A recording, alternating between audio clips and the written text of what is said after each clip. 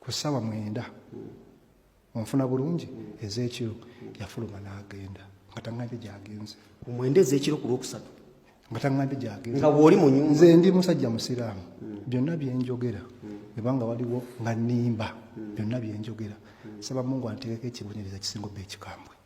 Ate naye mukazi musiraamu bw'abanga byayogera talina bulimba, ayite seeka we tugende mu muzikiti okolimira emirundi 4, omulundi ogwokutaano tuyite Katonda oyo alina obulyaza amanya ku munne akole ki Shemim bw'abanga yatwala bintu ne kapeti nga teyagitwala ng'agamba muwaayiriza, nga muwaayiriza nga muwaayiriza ntwale mu kooti kubanga bw'atabayo kwetonda kubanga nzitira linnya.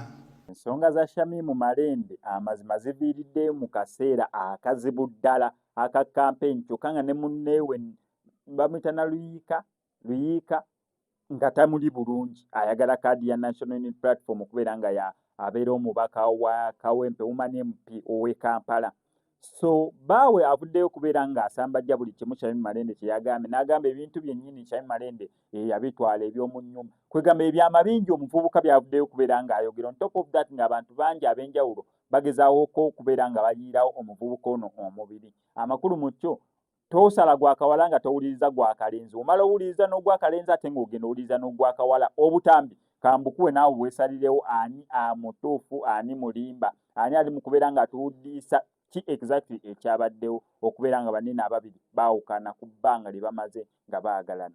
Obutambi bwe buno naye nga sinabeera nga mbukuteerako nkusaba kimu subscribe nga ninga notification bell ebisigadde bitulekere siwano ku SMX Media nkujjukize nti tutambula ne bannaffe abaleega t-shirt omuyimbi nga yakola oluyimba lwa video visualizer audio ku ssente ensamusamu bakubikule enamba y'essimu ebisigadde obibalekere.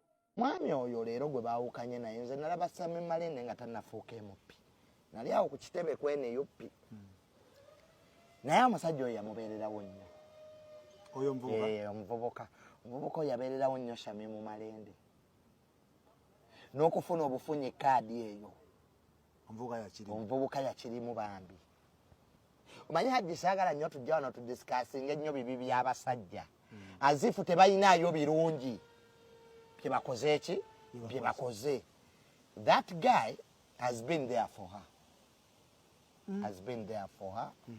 Mujja neye ey'ebyobufuzi etabadde nnyangu wa Shamim Malende because gwe mulumbi gwe ogusoosa okuba memba wa parliament Shamim weevu eyinza okuba ye yabaleeta najja alwala emyaka ng'ebiri oba gumu n'abeera e Nairobi era omusajja n'akola ki n'abaawo.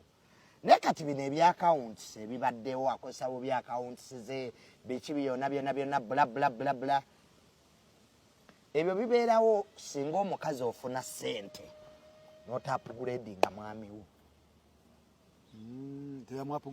Omwami teyamwapugradinga kumuteeka ku bawa MP era omusajja ebiseera ebisinga abadde jobless nga yakwatira omukazi ensawo. This is a fact. Reality. Buli walaba nnyo omusajja nga agoberera mukazi we ng'alinga nswera. Just know. Let me tell you, there are ministers and MP there whom you don't know their husbands. True or false? True. Oli MP ofuna obukadde 25 baawo nono naye n'otamusitula n'oyagala asigale nga kwatira ensawo n'oyagala asigale nga akulira ba campaigning manager bo n'oyagala omuteeke ku level nti bw'olwala era yakuwerekera kiyinza obbabeerera ekizibu mu byenfuna. Kubanga kakati Shamim Malende atugamba nti omusajja abadde akozesa bubi akawunti ssente abadde agenda zijjawa oba yagenda n'akwata mu ssente. Of course ebyo bibeerawo era mu nsi tulina gye tuyita accidental benefits nti Hajji kapeekeera ku makya nga Shamim Malende nebba nga babadde baavu nga tebayina otegera ne bafuna ssente omulundi gumu ez'ekiki kakati omwami ono naye alina abantu be famire nayo oyinza ogisanga nga nayo si nnungi. Omwami ono naye abaddewo alaba obwemupi muyinza n'obutaddamu kubufuna lwaki naye tatuulako. Zino ensonga ziri serious. Shamim Malende This is very wrong timing okubanga olimu eno saga. Zino posti zitandise okuvaayo ate biki ziri mu wrong timing. That's the truth. Okyalina okulwanira kaadi teweetaaga pressure ndala okitegeera. Ekyokubiri, Shamim Malende kino kya buntu. Watandika okunoonya akalulu n'omusajja oyo mwenna nga mutambuza bigere. Ojjukira twali Bbunga ku petrol station mwe mwansanga n'omusajja oyo. Bw'abanga yasaba obumotoka bubiri ng'ate agamba naye yali aguze TX ye n'agamba omukyala engeri gyansinga ku level agitambuliremu nze ntambuliremu yiye. Bumotoka bubiri bulekera omusajja. Mbalabye abakazi wano nga muvuma gaayo oyo naye temumuvuma. Nga bwe tukayanirako abakyala nga abasajja babagoba oba nga bawukana nammwe nga babaleka ku zero. N'omusajja ono afune justice. Just gwe muweze emmotoka ebbiri z'asaba. Okitegeera. Zimuwe. Weeyongereyo n'obulamu naye yeeyongereyo. Kati bino mugenda okudda mu mawulire wano mweyuze tebigenda bakolera. Secondly, mwade mulina okutuula n'abantu bammwe abakulu oba ab'amadiini. Ezo ensonga ne muzisootingira eyo. Buno obudde bubi nnyo okubanga ettaawo lyo ligenda ku search stain eryeru kubanga politics liba ttaawo lyeru. Kino osobola okisolovinga mangu nnyo ne kivaawo ne tukijja mu ddiiro. Guy muleke ne motoka ebbiri naye akuddiza accounts zo nga bw'ozaagala. I mean it's a win-win situation. Wali naye nga mutambuza bigere whatever bye mukoze tukkiriza abaddewo. Bw'abanga ssente talina emotional support amagezi gemuzzenga muwaŋŋana nga bwe mugamba tukole kino tukole kiri. That is also contribution. Let the guy go with those two cars. I mean it is an old super custom and not even and an old this Kawundo car. Guy muleke. He is worth it. He is worth it. Okitegeera. Kuba kati ekinaddako balete message bwe no bamwayenda tetumanyi oli aleete biri ate naawe oleete. Yo, this is a problem ennyangu y'okusolovinga. Believe me. Guy atwale emmotoka ebbiri. Don't provoke the guy. Ne guy abeere ebibyo akola ebibye era naye takuprovokinga.